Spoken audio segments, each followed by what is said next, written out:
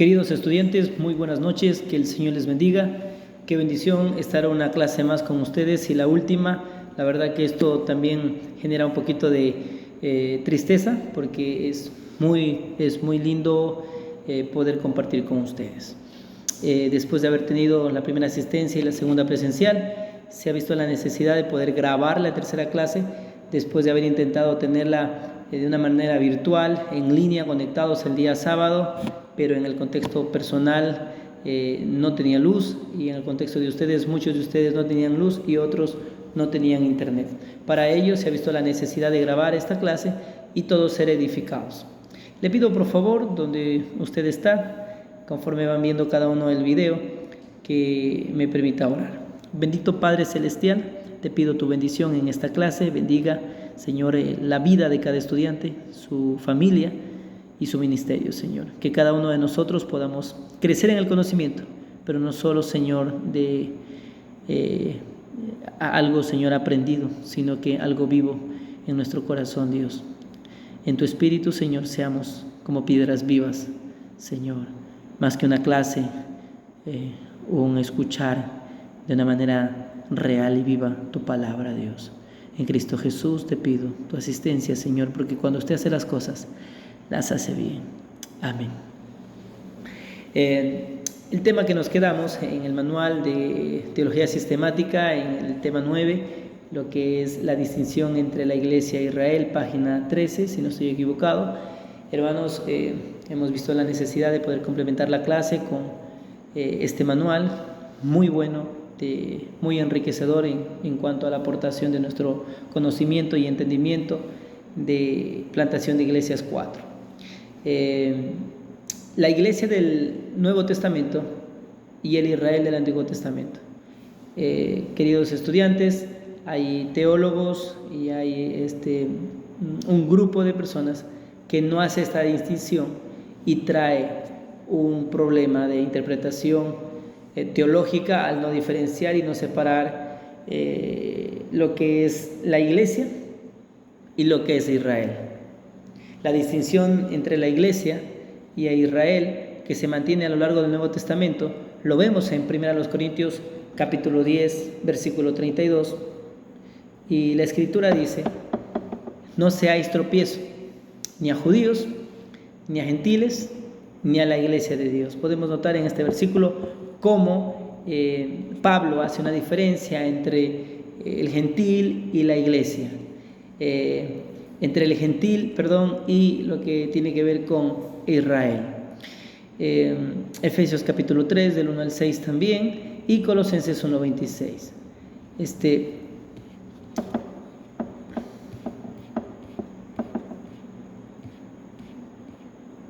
Al distinguir el Nuevo Testamento entre Iglesia e Israel, es necesario que los creyentes mantengan esa misma distinción. Puede conducir el no distinguir esta diferencia a problemas hermenéuticos y también problemas interpretativos importantes, en los que las promesas y las directrices que se le dieron de manera específica a la nación de Israel se espiritualizan o alegorizan y se aplican de forma incorrecta a los creyentes gentiles de la iglesia. Aunque Dios está obrando por medio de la iglesia internacional en esta era presente, es muy importante reconocer, y aunque la iglesia participa de las bendiciones del nuevo pacto, en el futuro Dios volverá a presentar su atención a la nación de Israel en cumplimiento de las promesas hechas. Quisiera que usted pueda ir en su manual y poder ver las metáforas bíblicas para la iglesia. El Nuevo Testamento usa analogías para describir la relación de Dios con su pueblo, diciendo: Él es el rey, Él es el creador, ellos son sus criaturas, Él es el pastor, ellos son sus ovejas, Él es el Señor, ellos sus esclavos, Él es el Padre, ellos son sus hijos, y los miembros de su casa, hasta el punto que el Señor Jesús no se avergüenza de llamarlos hermanos, y Dios no se avergüenza de llamarse Dios de ellos. Hebreos capítulo 11, versículo 16. Finiquitando un poco y en cuanto a este tema, Es muy importante, mis hermanos, que podamos distinguir lo que es Israel y lo que es la iglesia. Y entre esto, a la iglesia se la conoce con diferentes metáforas bíblicas, como él como pastor y nosotros como ovejas. Aquel salmo conocido como el salmo del pastor, creo que debe ser llamado, según el doctor Joselito Orellana, el salmo de la oveja más que el salmo del pastor. Además, la iglesia se la describe como la esposa de Cristo y el cuerpo de Cristo, del cual Jesús es la cabeza. Más que estar sencillamente con su iglesia, el Señor Jesús está en su iglesia y ella está en Él. La iglesia es un todo orgánico, es la manifestación viva de Jesucristo que late con la vida eterna de Dios. Hermanos, la iglesia va más allá de la estructura, que de hecho, como lo vimos en la primera clase, la palabra iglesia tiene que ver con eclesia, que es una asamblea, llamados hacia afuera, separados para Dios, y tiene que ver con las vidas, hermanos, más que una estructura. Esto es muy importante, hermanos, porque cuando nosotros estamos en la edificación física de lo que tiene que ver con una iglesia, a veces nos enfocamos en la estructura y descuidamos lo más importante de la iglesia, que son las almas, son las vidas. El Señor a los pastores nos ha puesto, más que a cuidar la estructura, es a cuidar almas, a cuidar vidas compradas y rescatadas por su sangre. ¿Cuáles son los propósitos de la iglesia? Bueno, la iglesia tiene propósitos. Uno de ellos es exaltar a Dios, edificar a los creyentes y evangelizar a los perdidos. Si usted no ha tenido claro, si usted no ha podido de pronto entender esto, quiero decirle en esta clase que estos son los 3 principales objetivos de la iglesia, propósitos de la iglesia. Primero, exaltar a Dios. La iglesia ha sido levantada y constituida por Cristo por medio de sus apóstoles que han puesto el fundamento para exaltar a Dios. Segundo, para edificar a los creyentes. Tercero, para evangelizar a los perdidos. Cuando se la considera desde el punto de vista histórico de la salvación, la iglesia existe para exhibir la sabiduría y la misericordia de Dios en esta era. Efesios capítulo 3, versículo 10. Mediante la proclamación del Evangelio de Jesucristo por todo el mundo, se exhibe la sabiduría y la misericordia de Dios. De manera que los pecadores de todos los trasfondos étnicos puedan ser rescatados del dominio de las tinieblas e introducidos en el reino de Dios. Y para que el Israel incrédulo pueda ser provocado a celos y también provocado al arrepentimiento. Desde la perspectiva, queridos estudiantes, de cómo se relaciona la iglesia con sus miembros, su propósito podría expresarse como lo siguiente: la iglesia existe para glorificar a Dios mediante la edificación activa de sus miembros en la fe, la fiel enseñanza de la palabra de Dios y la observancia regular de las ordenanzas, fomentar la comunión de manera proactiva entre los creyentes y comunicar con valentía la verdad del Evangelio a los perdidos. Este propósito puede resumirse bajo los 3 titulares siguientes. Primero, exaltar a Dios. La iglesia fiel debería centrarse en Dios y no en el hombre. Hoy por hoy hay religiones que se dicen ser cristianas, donde su fe y su adoración no está centrada en Dios, sino está centrada en el hombre, cayendo en aquello que es conocido como el humanismo, donde el hombre es el centro. Como verdadera iglesia, como pueblo creyente del Señor, que sigue los principios bíblicos, el centro de la adoración de nuestra fe no está en el hombre, sino que está en Dios. Dios es Dios sin el hombre, pero el hombre sin Dios no es nada. Segundo propósito, edificar a los creyentes. Cuando os reunís, cada uno de vosotros tiene salmo, tiene doctrina, tiene lengua, tiene revelación, tiene interpretación. Hágase todo lo que usted tiene, que ha recibido de Dios, hágase para la edificación de los creyentes.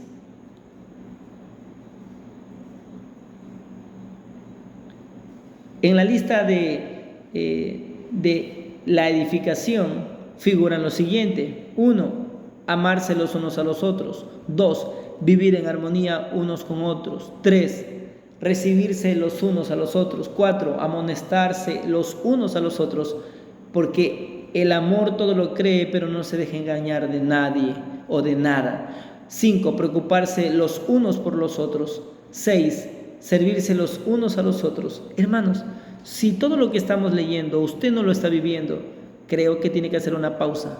Considero que usted y yo necesitamos examinarnos y arrepentirnos y convertirnos de aquello que no estamos haciendo. 7, soportar los unos las cargas de los otros. 8, ser pacientes unos con otros. Hermanos, en este punto quiero hacer énfasis que nosotros como verdaderos creyentes, hermanos, nos exigimos a nosotros mismos y miramos a los demás con misericordia. Pero, hermanos, el fariseo es aquel que exige a los demás y se trata a sí mismo con piedad y mucha misericordia. Por eso Jesús dijo, hagan lo que ellos les dicen, pero no lo que ellos hacen. 8, ser pacientes unos con otros. 9, ser amables los unos con los otros. 10, perdonarse los unos a los otros. 11, cantar alabanzas unos con otros. 12, estimar cada uno a los demás como superiores a él mismo. 13, decirse la verdad unos a otros. 14, alentarse unos a otros. Hermanos, recuerdo que en el ejército, una de las primeras vueltas que teníamos era llegar primero, pero aquel comandante nos hizo retornar esa primera vuelta a todos, dejándonos saber que no se trata de uno, se trata del equipo, todos en unidad deben llegar primero. 15, seguir lo bueno unos para con otros. 16, estimularse unos a otros al amor y a las buenas obras. 17, confesarse los pecados unos a otros. 18, orar los unos por los otros. 19, ser hospitalarios unos con otros, porque hay algunos que hospedaron ángeles, dice la Escritura. 20, ser humildes unos con otros. Amar al prójimo como a uno mismo tiene que ver con la edificación de los creyentes.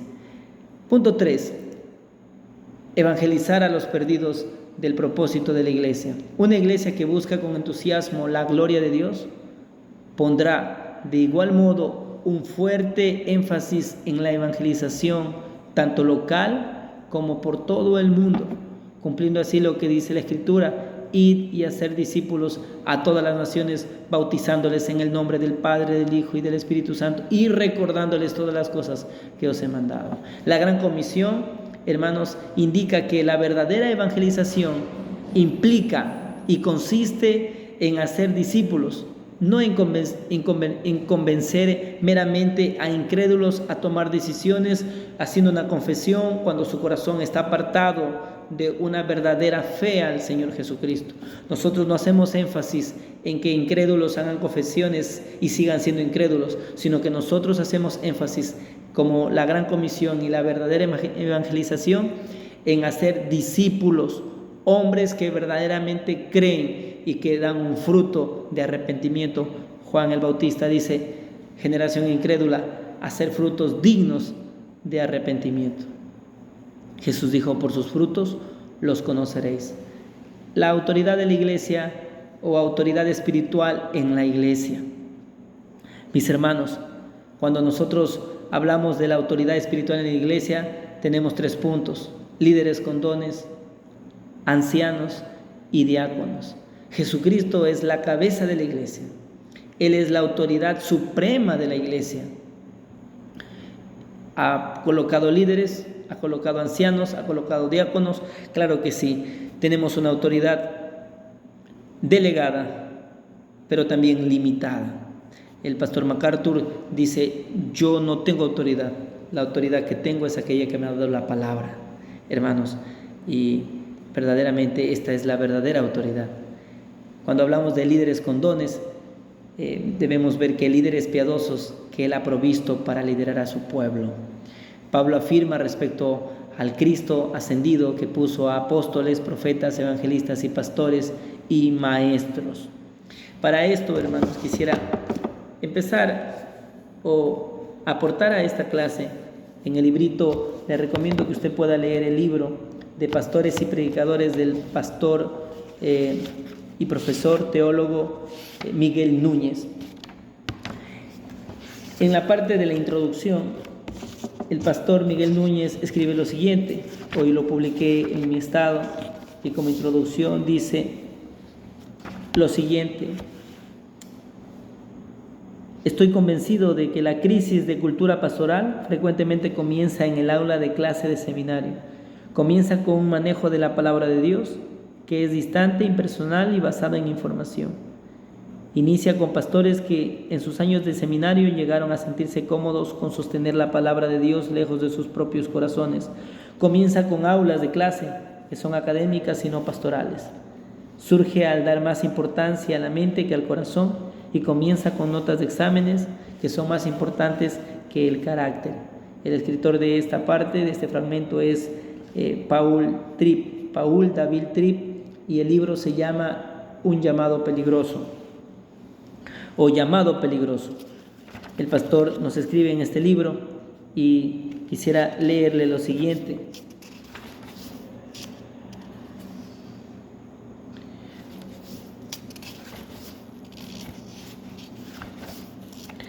En la página 25,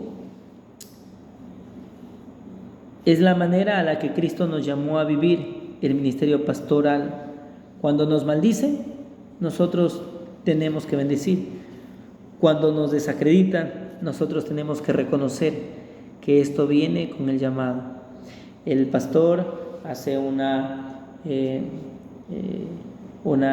representación, el llamado pastoral, el llamado a predicar, el llamado a servir al Señor con un paquete de todo incluido. No sé si usted ha ido a Decameron, pero cuando usted va a Decameron, usted paga todo incluido y hay cosas que vienen dentro del paquete. Las dificultades y problemas ministeriales vienen dentro del llamado del Señor, es todo incluido. Nosotros estamos llamados, no tratamos de conseguir un estilo de vida profesional, pero estamos listos para padecer hambre y sed, ir mal vestidos y no tener techo. Cuando nos maldicen, bendecimos. Cuando somos perseguidos, resistimos. Cuando nos difaman, tratamos de conciliar. Nos hemos convertido en la escoria del mundo, el desecho de todas las cosas. 1 Corintios, capítulo 4, del 9 al 13. El pastor dice, como un aporte a lo que ha acabado de leer, él no está en contra de la preparación. Él dice, estoy a favor de la preparación. Y esta es una de las razones por la que soy docente, en el cual me identifico en un seminario teológico. Sin embargo, un programa de doctorado no puede formar el corazón para clamar a Dios.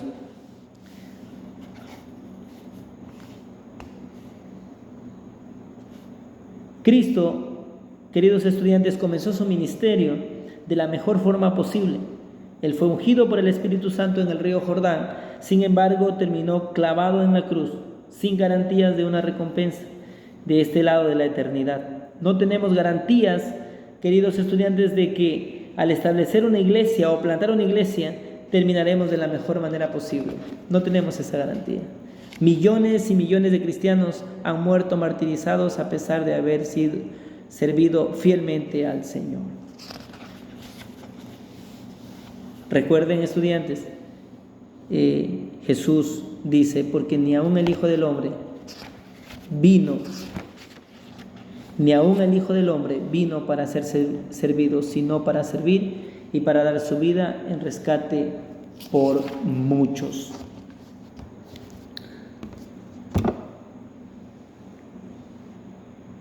En la página 23, apóstoles. El término griego para apóstoles es apóstolos, traducido como apóstol, que significa enviado y se aplica a un embajador, representante o mensajero.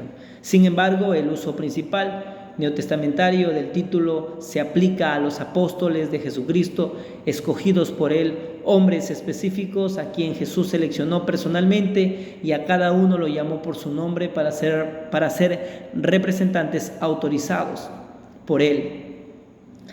Incluía a los 12, con Matías, que sustituyó a Judas Iscariote, aquel que negó a Jesucristo y lo vendió. Y también a Pablo, a quien recibió el encargo de Cristo de ser un apóstol a los gentiles. Gálatas capítulo 1 del versículo 15 al 17. Los apóstoles de Jesucristo cumplían 3 principales requisitos para ser apóstoles de Jesucristo.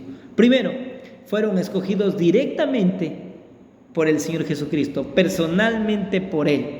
Segundo, fueron capaces de realizar señales de un apóstol, siendo autentificados por obras milagrosas, señales, prodigios y milagros.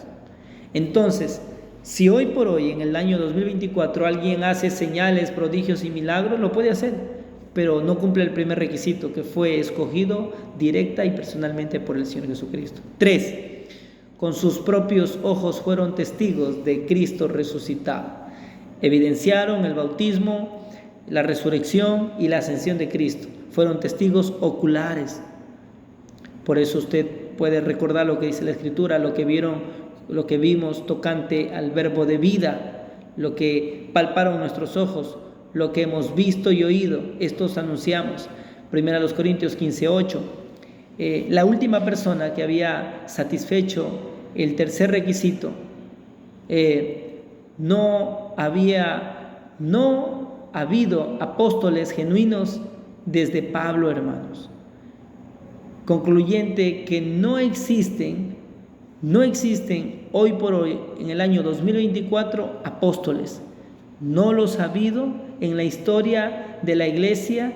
Después de Pablo, no ha habido apóstoles en la historia de la iglesia desde el siglo I, hermanos. Los apóstoles del Nuevo Testamento fueron agentes reveladores, autoritativos de Cristo. Estos apóstoles no se autodenominaron apóstoles, sino que Cristo los llamó apóstoles.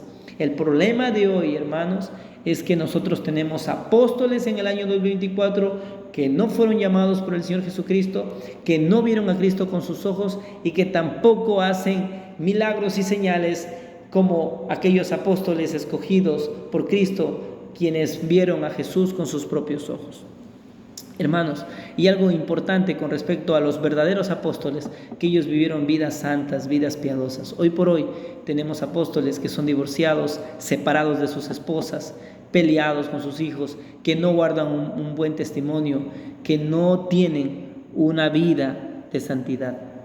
Entonces, todo esto, hermanos, tiene algo que concuerda. Los apóstoles de Jesucristo vivían vidas piadosas, vivían vidas santas. Vidas que se atrevieron, hermanos, a decir,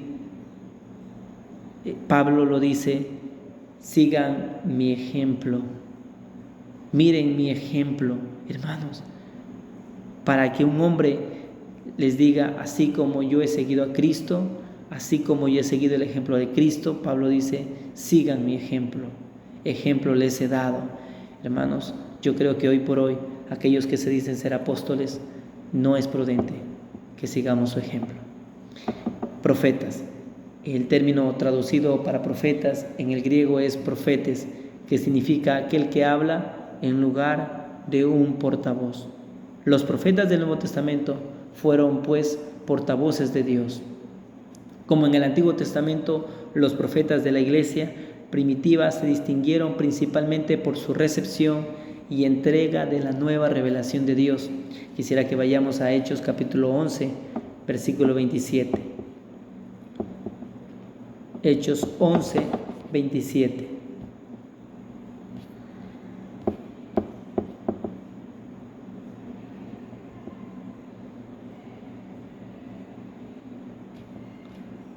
Hechos 11, 27.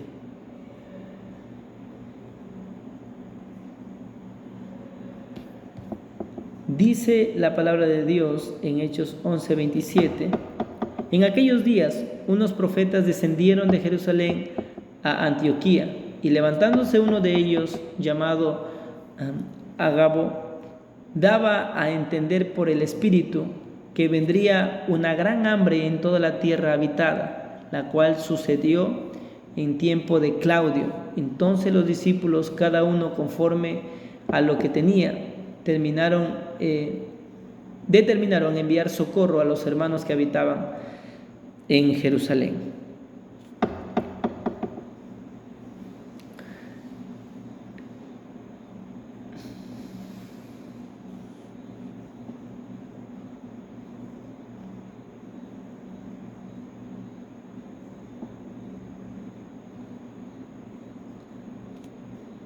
Por la constante amenaza de los falsos profetas, el mensaje del profeta debía probarse con respecto a la verdad anteriormente revelada. En 1 Corintios 14:29 usted lo puede ver. Los verdaderos profetas se caracterizaban por la pureza moral. Hermanos, una vez más, hoy por hoy vemos a profetas que no se caracterizan por su pureza moral. Vemos profetas, hermanos, que no tienen ni siquiera la moral, no tienen ética bíblica, no tienen una ética cristiana, sino que muchas de las veces se ve competencia, se ve impureza, se ve un desorden bíblico, no se ve doctrina, no se ve palabra, hermanos, se ven emociones, se ven incluso sentimientos, y hemos entendido, hermanos, que el llamado de Dios es más que un sentimiento, tiene que ver con un llamado de Dios, con el don de Dios, con el carácter del Señor, con la pasión de Dios, hermanos, que va más allá del sentimiento, donde el sentimiento no va más, donde el sentimiento para. El llamado de Dios nos da la fuerza sobrenatural para poder servir, para poder hacer las cosas que Él nos ha llamado. Los verdaderos profetas, hermanos, se caracterizaban por la pureza moral y la precisión reveladora.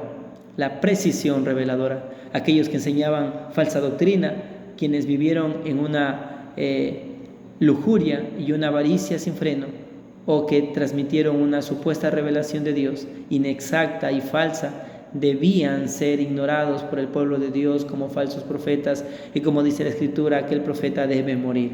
Hoy por hoy, hermanos, vemos profetas que profetizan, hermanos, cosas que no se cumplen, anuncian cosas que nunca se cumplen, que Dios no ha dicho, y dice la Escritura, tal hombre es un hombre mentiroso y debe morir apedreado.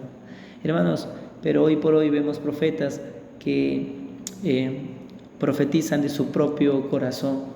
Cuando la revelación del canon del Nuevo Testamento se completó, el cargo profético, hermanos, ya no era necesario y salió del escenario. Apocalipsis 22, 18 al 19, nadie le añada ni le quite una tilde ni una coma a la palabra de Dios. Efesios 2:20, quisiera que lo leamos juntos. Efesios capítulo 2, versículo 20.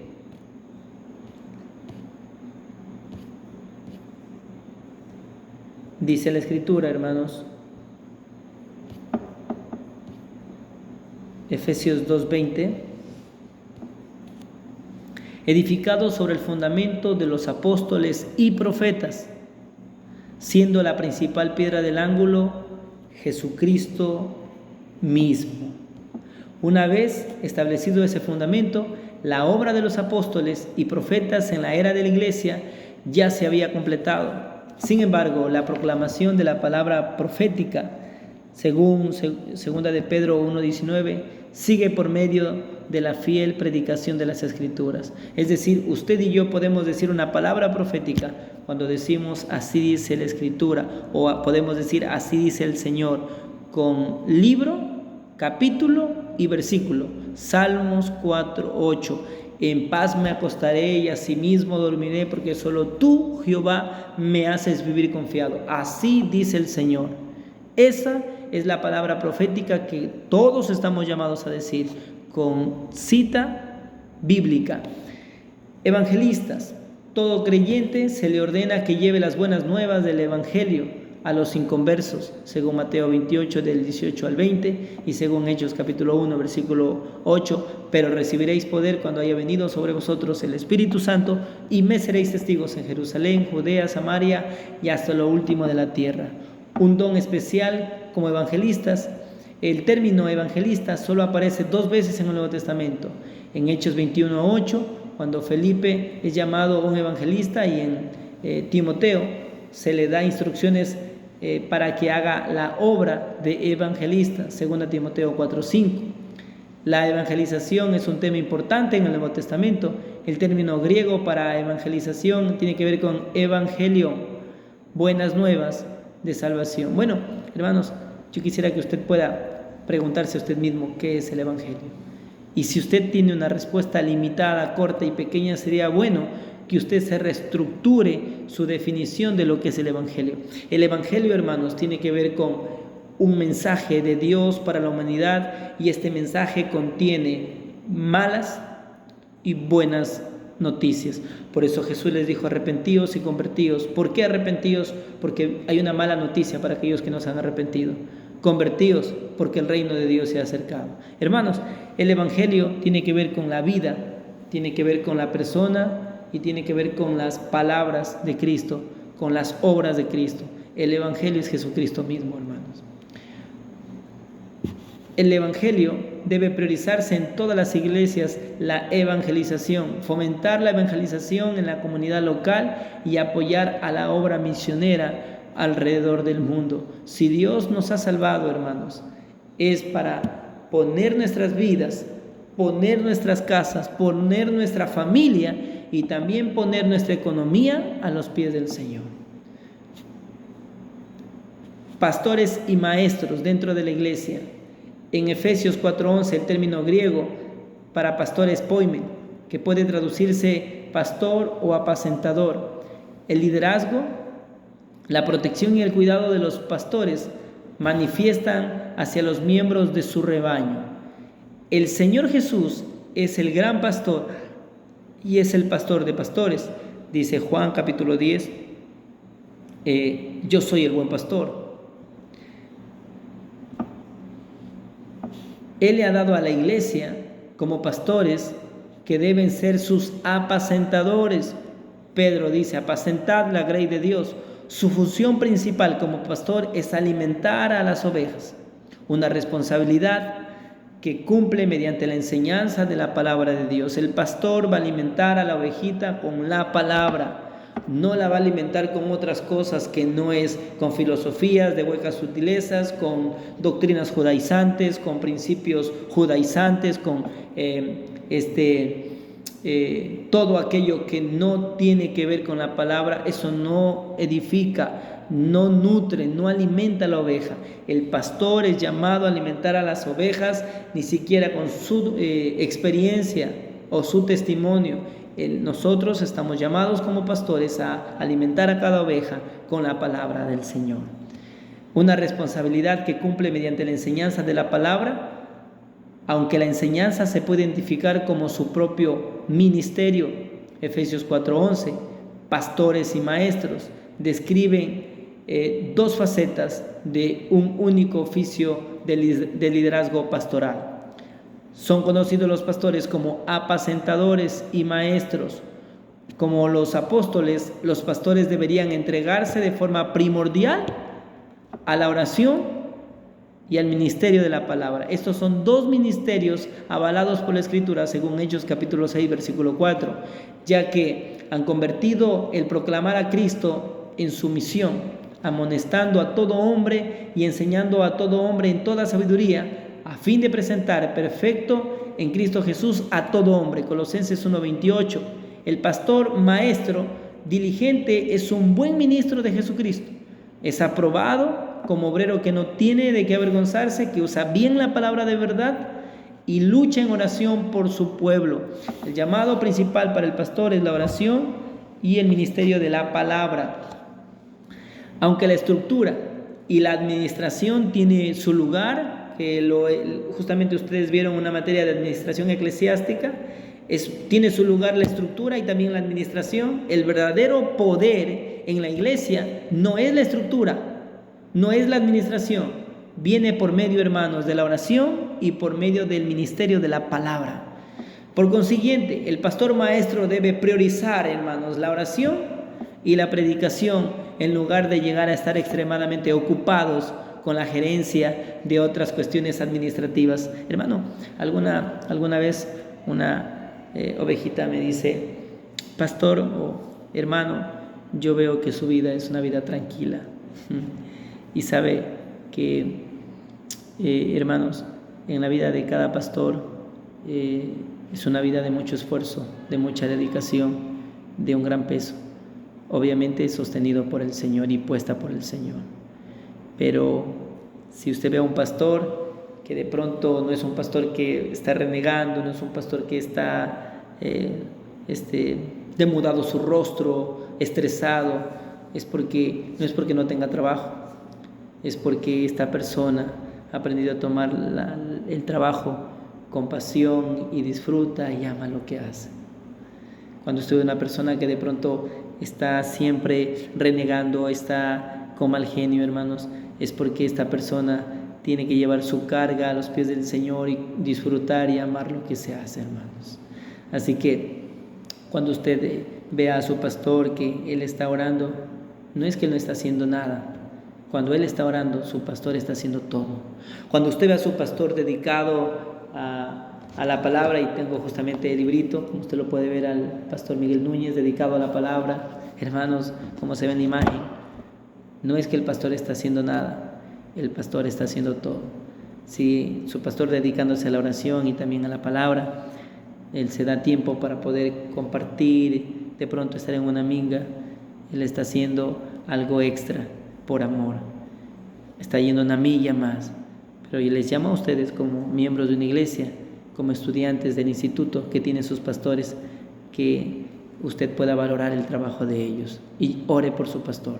Si usted quiere plantar una iglesia, si usted quiere ser miembro de edificar una iglesia, ore por su pastor, ore por el líder que Dios le ha puesto, ore por su esposa y por sus hijos.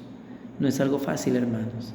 Créame que usted como estudiante, como hermano en la fe, con el amor que usted tiene, con la entrega que usted ha tenido, con el servicio que usted ha tenido, ha sido de gran bendición para su iglesia.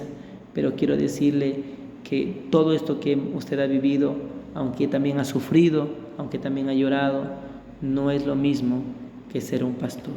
Alguien nos dijo, estábamos con el pastor Pablo y nos decía, pero yo he sufrido, yo puedo entender a un pastor, yo he trabajado.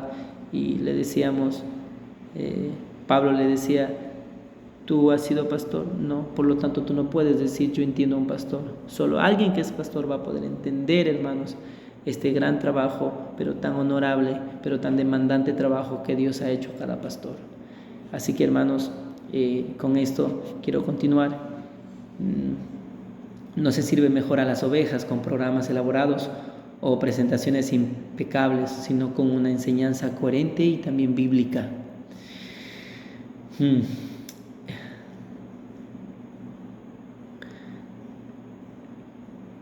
La imagen del apacentador acentúa el cuidado espiritual y la alimentación bíblica que los pastores proveen para su gente mientras la dirige. El corazón de un apacentador o pastor es esencial en aquellos que aspiran a ser pastores y maestros del pueblo de Dios. Para esto quisiera compartirles con ustedes esta parte del librito que lo tengo separado para ustedes.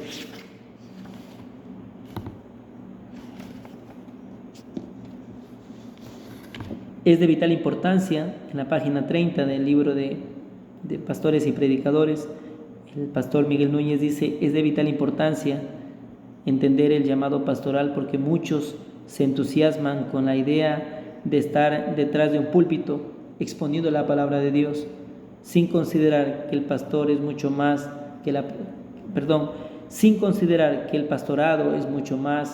la predicación. Un pastor puede tener el contrato de una iglesia y una ordenación pastoral.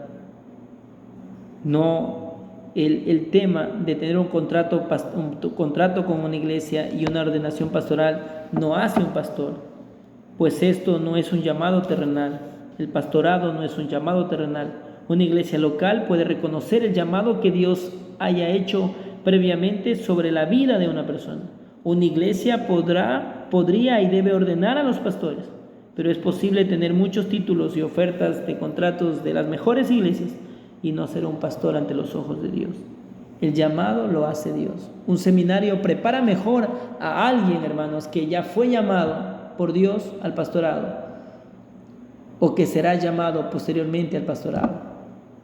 La Escritura dice, tened cuidado de vosotros y de toda la grey en medio de la cual el Espíritu Santo os ha puesto como obispos para pastorear la iglesia de Dios, la cual compró con su propia sangre. Hermanos, este texto bíblico es profundo, es demandante, que, hermanos, la parte final, la cual Él compró con su propia sangre.